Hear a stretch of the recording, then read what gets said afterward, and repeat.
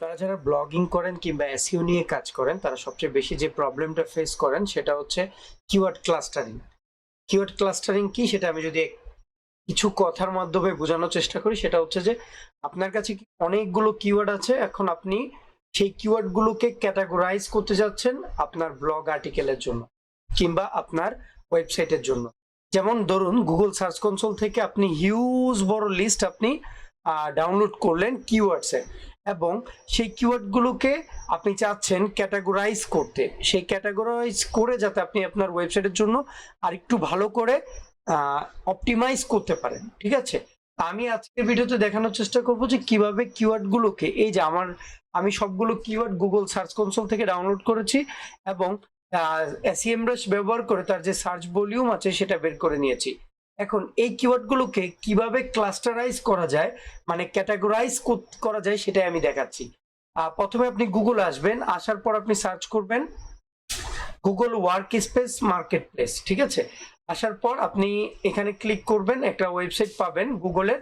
এখানে আসার পর আপনি যদি কিওয়ার্ড ক্লাস্টারাইজার লিখে সার্চ করেন, কিওয়ার্ড ক্লাস্টারাইজার, তাহলে আপনি একটা এরকম এক্সটেনশন পাবেন। ঠিক আছে, কিওয়ার্ড ক্লাস্টারাইজারের এটাকে যদি আপনি ইনস্টল করেন আপনার এই গুগল শিটের মধ্যে, আমি অলরেডি এই এক্সটেনশনটা আমার গুগল শিটের মধ্যে ইনস্টল করে রাখছি। আপনি এখান থেকে ইনস্টল দেখাবে, আপনি ইনস্টল করে নেবেন। ওকে, তারপর আপনি গুগল শিটে চলে আসবেন। এখান থেকে আপনি এখানে অ্যাডমসে যদি ক্লিক করেন, গেট অ্যাডমস থেকেও আপনি যেতে পারেন এই এক্সটেনশনটা পাওয়ার জন্য। ঠিক আছে, আমি দেখতে পাচ্ছেন যে কিওয়ার্ড ক্লাস্টারাইজারটাকে ইনস্টল করেছি।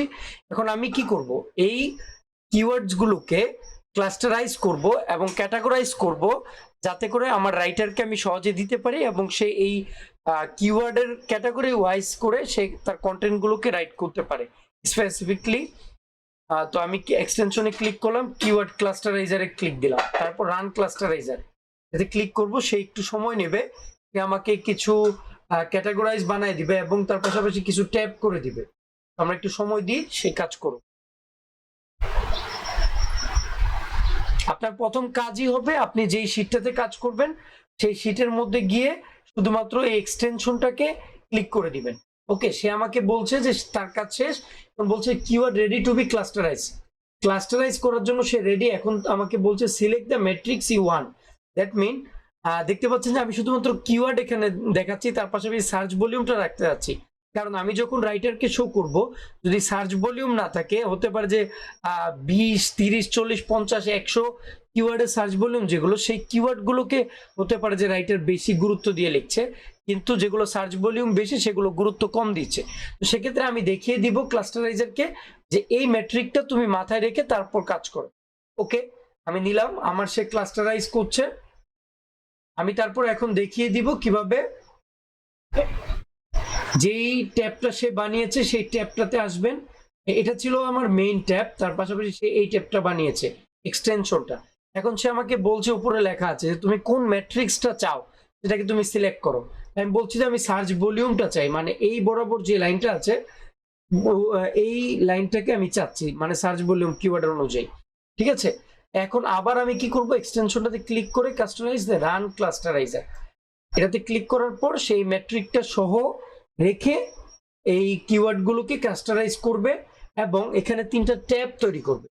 ঠিক আছে, একটা হট বানাবে, তারপর বানাবে হচ্ছে যে যেটাতে আপনার কাজ করার অপরচুনিটি আছে, যে মেবি আকার একটা ট্যাব বানাইছে, আরেকটা ট্যাব বানাবে, আরো 2টা ট্যাব এক্সটার্নাল বানাবে। একটা হচ্ছে রিলেভেন্ট ক্যাটাগরিজ, আবার irrelevant, negative and positive keywords. যদি এরকম কোনো কিওয়ার্ড পায় যেগুলো আপনার জন্য নেগেটিভ, সেগুলোকে তারা ক্যাটাগরাইজ করে আলাদা করে দিবে।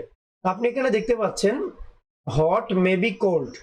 আমি যদি হটে আসি, এখানে দেখতে পাবেন যে আমার এখানে কিওয়ার্ড আছে পিলো আকারে যতগুলো কিওয়ার্ড আছে, সে প্রথমে পিলো ক্যাটাগরির মধ্যে যত ধরনের কিওয়ার্ড হয় সবগুলো কিওয়ার্ডকে সার্চ ভলিউম অনুযায়ী সে আলাদা করে রাখছে। এটা হচ্ছে মেইন কিওয়ার্ড, আর এর পাশাপাশি এটার ভিতরে যে সাব কিওয়ার্ড গুলো আছে এগুলোকে আলাদা করে দিছে। এরকম আপনি দেখতে পাবেন নিচে অনেক কিওয়ার্ড পাবেন।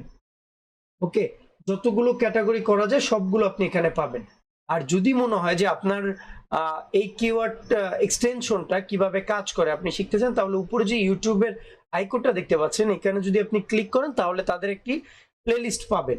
এই প্লেলিস্ট গুলো আপনি চাইলে দেখে নিতে পারেন আর একটু ভালো করে শেখার জন্য। ওকে, তো আশা করি এই ভিডিওটা আপনার জন্য অনেক বেশি হেল্পফুল হবে। যদি হেল্পফুল হয় তাহলে আমার এই ভিডিওটা শেয়ার করবেন। আপনার অন্যান্য যারা বন্ধু বান্ধব আছে কিংবা আপনার পাশাপাশি সেম ক্যাটাগরিতে কাজ করে এসইও নিয়ে কিংবা কন্টেন্ট রাইটিং নিয়ে ব্লগিং করে, তাদেরকে এই ভিডিওটা দেখাতে পারেন যে এই ভিডিও থেকে কিছু শিখে সেটাকে ইমপ্লিমেন্ট করে সে তার কাজটাকে আরো বেশি সহজ করে নিতে পারে। ধন্যবাদ।